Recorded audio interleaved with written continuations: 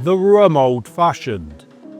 A twist on an old classic, one which might be consumed in a smoky room before Christmas with a cigar, whilst you devise your way to survive the holiday season.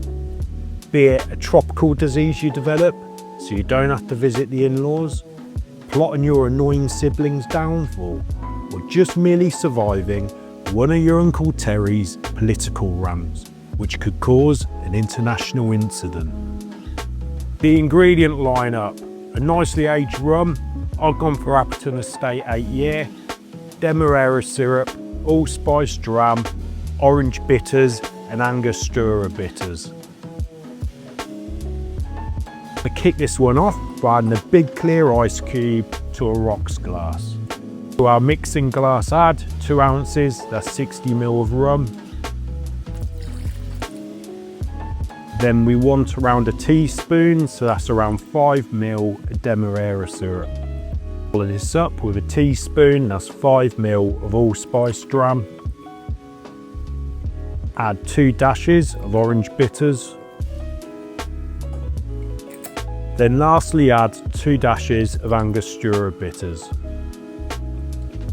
Then I'm going to add some ice to our mixing glass, and we're going to stir this for around 45 to 60 stirs, and I'm going to be making about as much racket as a bag of nails in a tumble dryer. History wise, there is many different versions of this drink. It's not very easy to pin down the creator, but it's a riff on a whiskey old fashioned with some extras.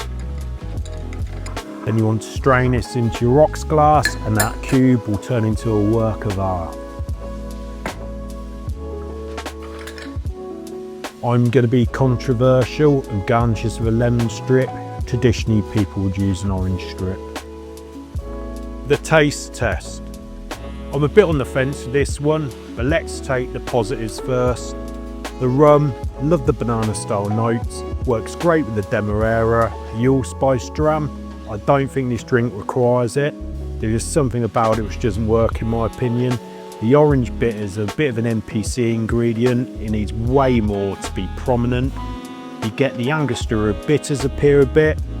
It's not terrible, but will I be rushing to make it again when I could be using that rum in a tiki drink? It's an absolute no. I'm going to give this a 5 out of 10.